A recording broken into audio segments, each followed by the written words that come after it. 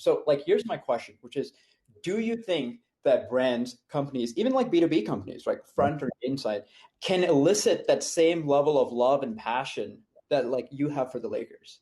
Yeah. Well, 1000% they can, right? And in fact, I'd argue if you're a B2B business that isn't aspiring to do that, then you're on the wrong track. Because we see it in the B2C world. We see that many examples. I think it was last week or something that Sony released the PS5. And like the whole world knows that this thing's come out because you can't go on social media without seeing folks referring to it.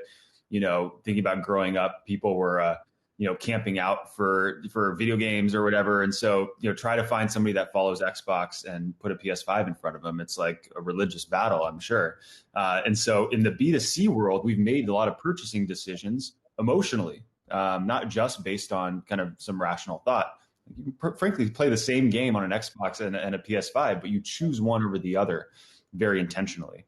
And similarly with B2B, that's the case. And why is that? Well, all products to some extent are on a natural path towards commoditization. You could think of like file sharing. If I have a file I want to share with any of you, there's like 75 different tools that I can use to get that file over to you. But I choose to use Box because I have affinity for that brand and that company. And so all of our jobs as marketers or entrepreneurs, founders, is to build a product that has, build more than just a product, but build a company that can create, that can inspire a market, that could convict people behind some bigger belief. Some of that comes in the form of your product, but it's also your thought leadership and your content and your events and your community. And it's this bigger, why do you exist? And that's what I think is part of the brand sort of recipe is being able to articulate a core value proposition that goes beyond your product about the problems you want to solve in the market, and doing it in a way that gets people to say, I believe that too. So that's why I think it's pretty critical in B2B. Yeah. Okay. So let's just assume there's someone skeptical, right?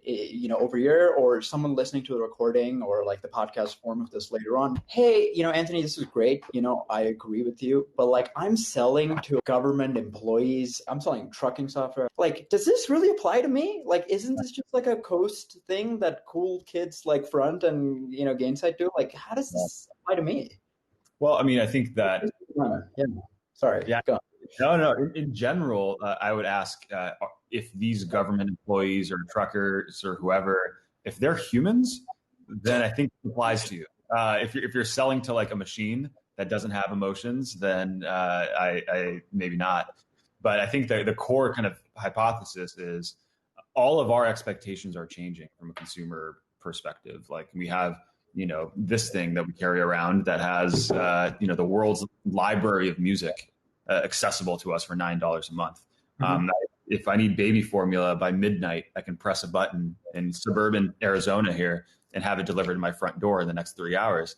Like in the consumer world, we are changing how we interact with companies and how we interact with brands. And in B2B, we're only in like chapter 1 of people believing this is true. So it sounds radical to you and to other, and how you pose a question to some folks. But it's actually not. It's actually, we're just laggards. And I think the best companies that have figured it out in B2B have done it in a way that they've, it's like this secret. And I'll call out some other examples, like Drift does a really good job of this. They've built a lot of content and a lot of different programs that meet their market where they are. And what, the product, this is now a sort of leading indicator. Brand interaction and brand engagement is a leading indicator to pipeline creation, which is a leading indicator to ARR. So that's why I think this is a powerful concept to grasp. But I would argue whoever you sell to, doesn't matter how regulated the industry is, if they have some humanity in them, then it's worth doing. Yeah, like why do you think the B2B world has not caught up to this? I think you alluded to this in the LinkedIn thing. Yeah. A little bit. Like, what are the biggest misconceptions? Like, why haven't there's got to be some reason, right? Well, it's a hypothesis, but at least what I've seen is when you traditionally talk to a lot of B2B founders or board members or whatever, and traditionally, I don't know if this is necessarily the case today, but when you talked about brand, it felt like it was this other thing. It's like I'm focused on demand gen, on positioning the product and all that. Like, don't talk to me about brand. Like, we have to hit the pipeline target, or we have to hit our number this quarter. And brand felt like it was disconnected from the growth equation for our company. And I think the reason we've been tripped up over this is we have this concept of corporate marketing in B2B, which is like, swag for employees and maybe doing like a company event, and all that stuff is really important. But corporate marketing has always been viewed as something that's like additive to the growth machine and not an integrated part of it. And so I think the big realization that we're starting to have is doing things like this, right? Hosting virtual events and being able to connect with people as close to face as the public health officials will let us, but being able to be more than just a blog post, more than just a cold email. Like, all of these things are actually helping accelerate the sales cycle. They're helping start new conversations. Stephanie and I might talk about the Knicks, after this and say like, hey, that was a really interesting interaction. We might learn more about our shared services, and that sparks a conversation that turns into a deal, right? So all of these tactics are no longer